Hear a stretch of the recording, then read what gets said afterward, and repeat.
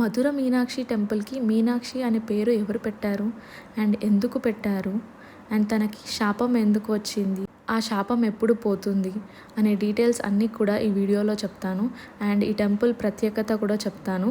Video skip చేయకుండా end వరకు చూడండి. Hello everyone, welcome to my channel life with Latha. మేము సౌత్ ఇండియా ట్రిప్కి వెళ్ళాము.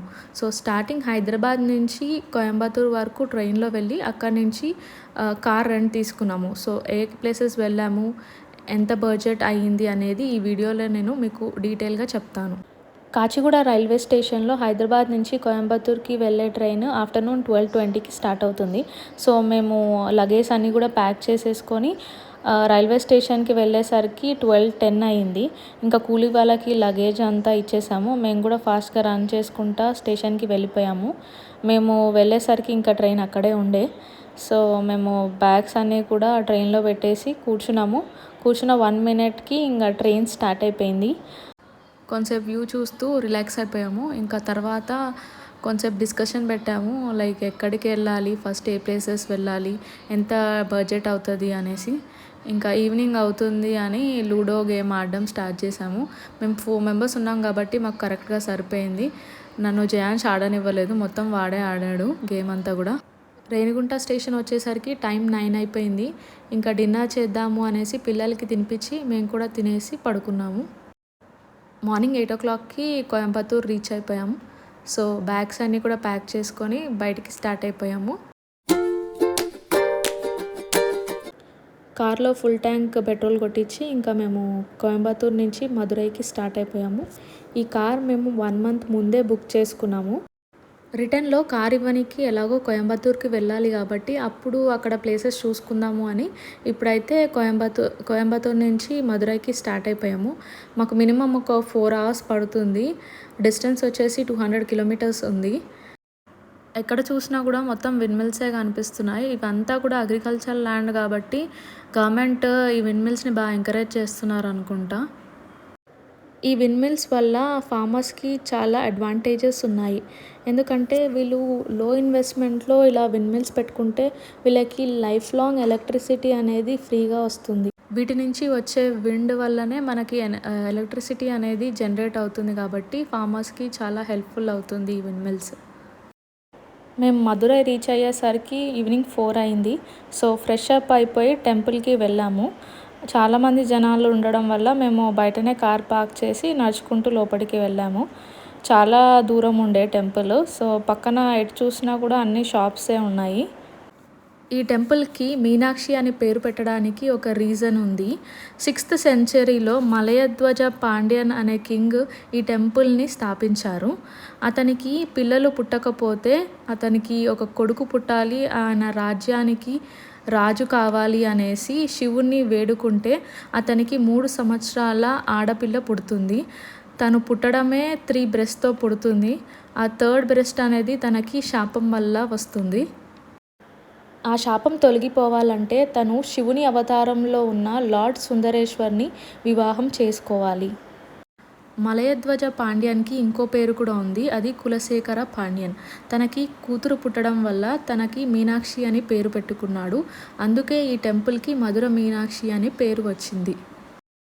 పార్వతీదేవి అవతారంలో ఉన్న గాడెస్ సతీ కన్లు ఈ టెంపుల్లో పడడం వల్ల ఈ టెంపుల్ని శక్తిపీఠం లాగా భావిస్తున్నారు. ఈ టెంపుల్కి టైమింగ్స్ వచ్చేసి మార్నింగ్ 5 to 12:30 PM, మళ్ళీ ఈవినింగ్ 4 to 9:30 PM వరకు ఓపెన్ ఉంటుంది.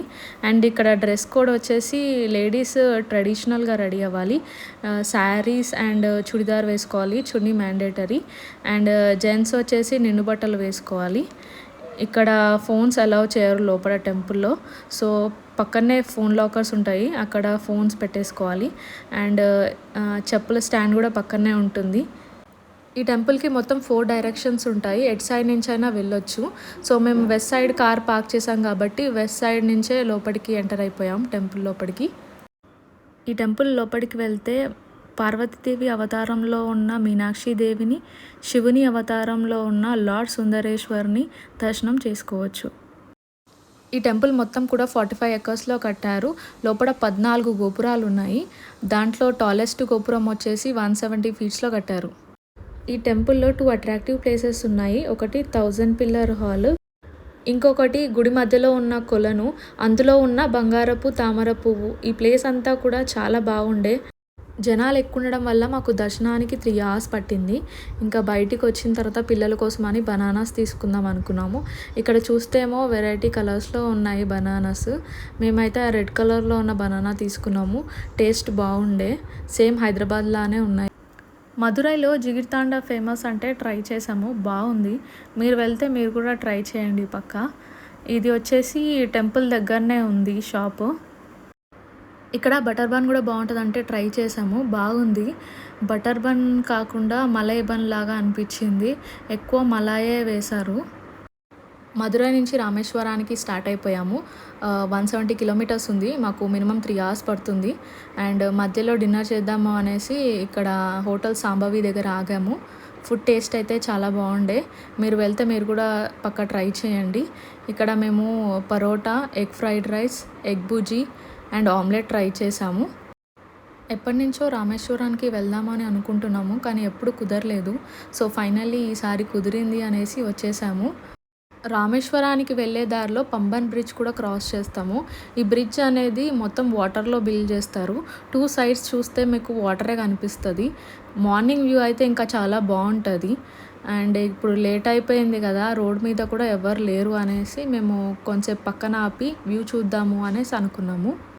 ఈ బ్రిడ్జ్తో పాటు పక్కన ఇంకా 2 బ్రిడ్జెస్ ఉంటాయి. ఒకటేమో బ్రిటిష్ వాళ్ళు బిల్డ్ చేశారు, అది ఇప్పుడు వర్క్ చేయట్లేదు. ఇంకొకటి రీసెంట్గా ఓపెన్ చేశారు.